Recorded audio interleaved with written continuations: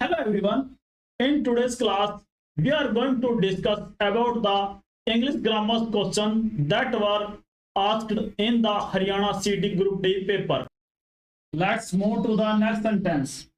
Choose the alternative which best expresses the meaning of the underlined idiom. Check करते हैं इसको. He had to confess his crime. उसने अपना जुर्म कबूल कर लिया because he was caught red-handed. उसको पकड़ लिया गया था कैसे? रंगे हाथों. ऑप्शन को चेक करते हैं. Caught very late. अगर वेरी लेट पकड़ते तो हमारा क्या होता? कॉन्फेस नहीं करता. Caught while doing the crime. बिल्कुल सही आंसर है. Caught while doing the crime. उसको पकड़ लिया गया था क्राइम करते वक्त. तो हमारा राइट आंसर होगा court while doing the crime. इस जो लाइन है इसका मीनिंग क्या होगा? Court while doing the crime.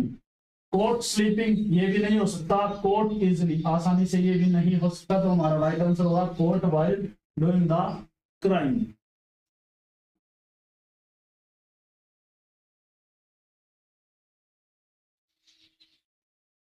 Let's see the next question.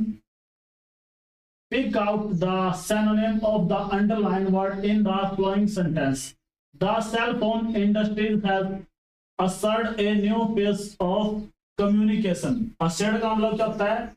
पूर्ण रूप से काबू पाना. क्या होता है? काबू पाना या फिर पूर्ण करना. पूर्ण करना इसका मीनिंग ये होता है. हेराल्डेड. हेराल्डेड का मतलब क्या होता है? हेराल्डेड का मतलब होता है सूचना देना. क्या होता है? सूचना देना. कोलैप्स का होता है एकाएक गिरना. इसके अलावा बात की जाए कंप्लीटेड. इसका मतलब क्या होता है? पूर्ण करना. होता है पूर्ण करना. गिव अप का मतलब होता है त्यागना. क्या होता है? त्यागना.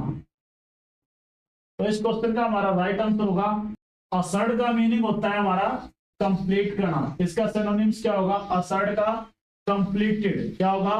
Completed is the synonym of the assert. Let's see the next sentence.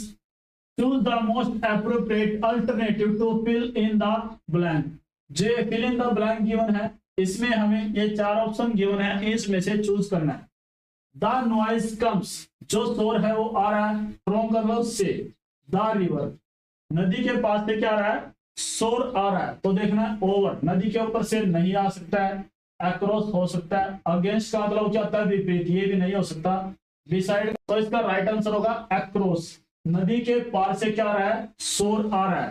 तो इसका राइट आंसर होगा across. The noise comes from across the river. नदी पार से क्या आ रहा है? शोर आ रहा है. Let's see the next sentence. Choose the alternative which best expresses the given sentence in active voice. तो हमें क्या है? पैसिव वॉइस गिवन है. इसका हमें क्या करना है? एक्टिव वॉइस बनाना है. तो मैंने ऐसे क्वेश्चन को टैकल करने का आपको तरीका बताया था कि हमें सबसे पहले वर्ब और टेंस की पहचान होनी चाहिए. किस टेंस के अंदर ये गिवन है. तो यहां से हमें पता चलता है विल बी सेंट. तो विल बी ये किसके अंदर है? फ्यूचर कॉन्टिन्यूस के अंदर है. किसके अंदर है? फ्यूचर कॉन्टिन्यूस के अंदर है. तो इसका बनेगा फ्यूचर इनडेफिनिट. किसके अंदर बनेगा? फ्यूचर इनडेफिनिट का. अब देखते हैं. सबसे पहले विल बी. विल बी यहां पे गिवन है तो ये हमारा ऑप्शन नहीं हो सकता. इसके अलावा विल सेंड ये हो सकता है. विल सेंड ये हो सकता है. विल हैव ये भी नहीं हो सकता. तो हमारी बात की जाती है इन दोनों में से. तो इसका बनेगा हमारा दे विल सेंड. क्योंकि हमें पता है फ्यूचर इंडेफिनिट में हम वर्ब इस्तेमाल करते हैं कौन सी? वर्ब की बेसिक फॉर्म. तो बेसिक फॉर्म कौन सी है? सेंड. सेंड की सेकंड होती है सेंट और सेंड. तो इसलिए हमारा राइट आंसर होगा they will send the invitation cards today. तो राइट आंसर होगा इसका they will send the invitation cards today. Move to the next sentence. Choose the most appropriate option to fill in the blank.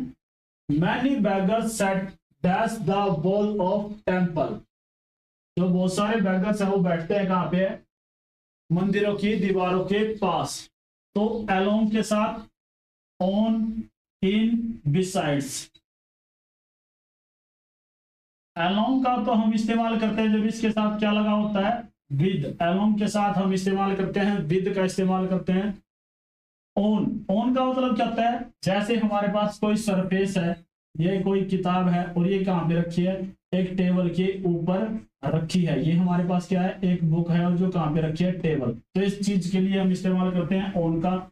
In, set इन, बिल्कुल right answer होगा set इन। तो यहाँ पे होगा set in the wall of the temple. Many beggars set the wall of the temple. कहां पे बैठते हैं, मंदिरों की दीवार के पास बैठते हैं। Let's see the next sentence. Find out the correct indirect speech of the following sentence. He said, comma, inverted comma start, do you know German. उसने कहा कि क्या तुम जानते हो जर्मन को। He said, he said. तो यहाँ पे देखो ऑब्जेक्ट नहीं गिवन है। अगर ऑब्जेक्ट नहीं गिवन है तो हम खुद को मानेंगे, सेल्फ को मानेंगे। तो यहाँ पे ऑब्जेक्ट आएगा हमारा मी। कॉमा, इन्वर्टेड कॉमा को हटा के हम किसका इस्तेमाल करेंगे, इफ का इस्तेमाल करेंगे। और इसके अलावा यहाँ पे क्या है, यू। तो हमें बताना चाहिए S O N, first person, second person और थर्ड पर्सन।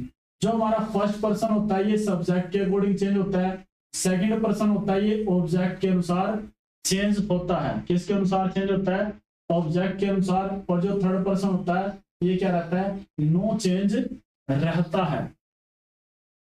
तो अब बात की जाए तो यहाँ पे इफ का इस्तेमाल होगा बीच में। तो इफ का इस्तेमाल ना तो इसके अंदर है तो हमारा ऑप्शन ये नहीं हो सकता। अब बात करते हैं इन तीनों की।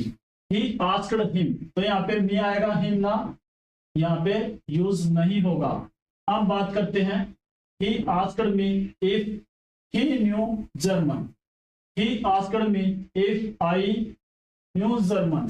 तो यहाँ पे क्या आएगा, पहला ऑप्शन हमारा बिल्कुल ठीक होगा, he asked me if I knew German. क्योंकि यहाँ पे जो हमारा सेकंड पर्सन है और ऑब्जेक्ट के अकॉर्डिंग ये क्या होगा, चेंज होगा। ऑब्जेक्ट यहाँ पे क्या है, मी है। मी का सब्जेक्ट क्या आएगा, यहाँ पे आई आएगा। तो हमारा राइट आंसर होगा ऑप्शन ए। क्या होगा, option A. Find out the antonym of the absurd. Absurd क्या होता है, बेतुका। क्या होता है, बेतुका। क्या होता है, बेतुका। सेम क्या होता है, बेतुके का विपरीत होता है एंटोनिम्स होता है। बेतुका होगा तो इसका मतलब क्या होता है, समझदार, स्वस्थ होगा। क्या होगा, सेम क्या होता है, बेतुके का समझदार। रेफ्यूज का मतलब होता है मना करना। क्या होता है, मना करना। एनोक्सियस होता है चिंतित। क्या होता है, चिंतित। इसके अलावा बात की जाए सिली की, सिली होता है नासमझ। सिली क्या होता है, नासमझ। एब्सर्ड होता है हमारे पास बेतुका, और बेतुके के लिए एंटोनिम है हमारे पास सेन। सेन मीन्स होता है समझदार। एब्सर्ड का एंटोनिम क्या होता है, ये होता है सेन, समझदार होता है। अगर इसका सैनोनिम पूछा जाता है तो इसका सैनोनिम होता है सिली। सिली का मतलब क्या होता है, नासमझ। बेतुकी बातें करने वाला भी क्या कहलाता है, नासमझ कहलाता है। Let's see the next sentence. Pick out the correctly spelled word. तो हमें 4 स्पेलिंग गिवन है, इनमें से हमें करेक्टली स्पेल्ड छांटनी है। तो सबसे पहले बात की जाए, देखो TIUN, TIUN, TIUN और TIN। जब भी हमें किसी वर्ड के लास्ट में क्या मिलता है, TION, तो ये आवाज आती है सन की। किसकी आवाज आती है, सन की। और ये क्या लाता है हमारा नाउन। क्या होता है, नाउन होता है। अब सबसे पहले यहाँ पे हम चेक करेंगे मैनिपुलेशन। MANI किससे बनेगा, मैनी से बनेगा, MANI। तो देखते हैं MANI यहाँ पे नहीं है तो हमारा ऑप्शन ये नहीं हो सकता। मैनी ये है, लेकिन पुलेसन क्या होता है, पुलेसन। ये किससे मिलके बना है, पुलेसन।